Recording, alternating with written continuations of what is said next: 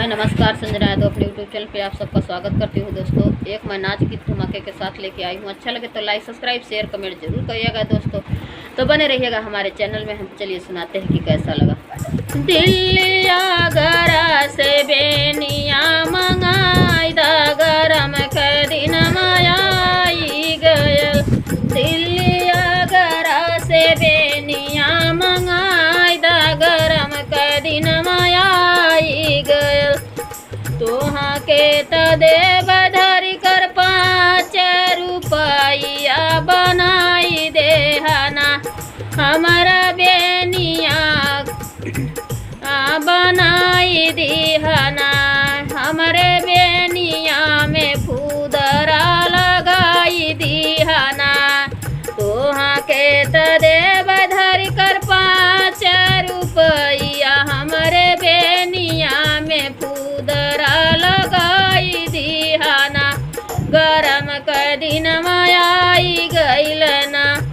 दिल्लिया गरा से बेनिया मंगाई दब गरम का दिन मायाई गयल। दिल्लिया गरा से बेनिया मंगाई द गरम का दिन मायाई गयल। तोहाँ के तदे बदर जी 5 रुपया हमरे बेनिया में गोटा लगवाई द गरम का दिन मायाई गयल। हमारे बेनिया में फूल ना लगाई दब गरम का दिन मायाई गयल। दिल्लिया गरा से बेनिया मंगाई द गरम का दिन मायाई गयल।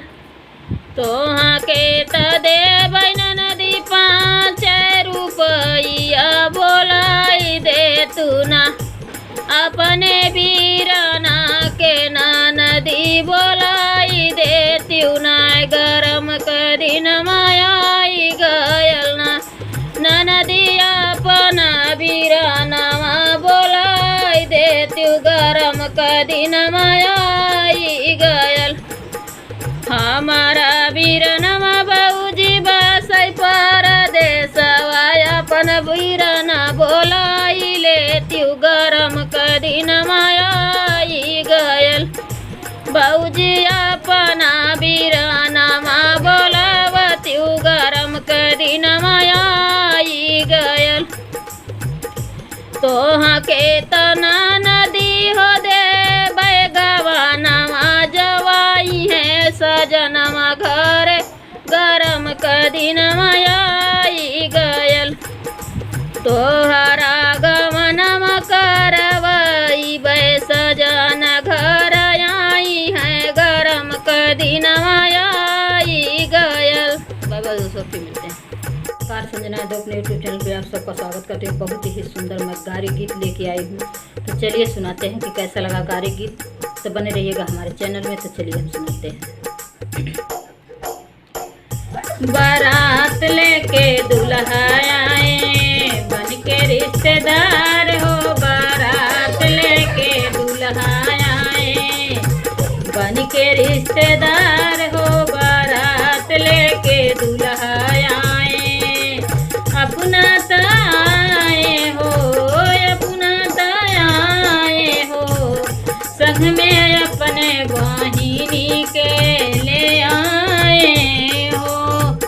उनके बहिनी के मन करे बहिनी के मजा लूटे भैया हमार हो। बारात लेके दुल्हा आए बन के रिश्तेदार हो। बारात लेके दुल्हा आए अपना ताए दुल्हा अपने बहिनी के ले आए।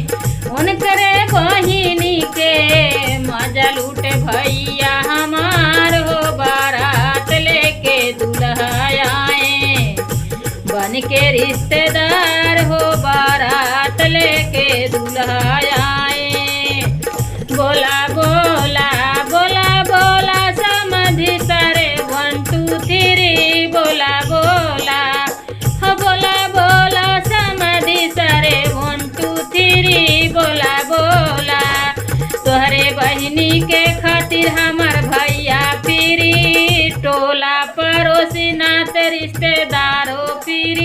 बोला बोला बोला बोला समधी सारे 1 2 3 बोला बोला बोला बोला समधी सारे 1 2 3 बोला बोला।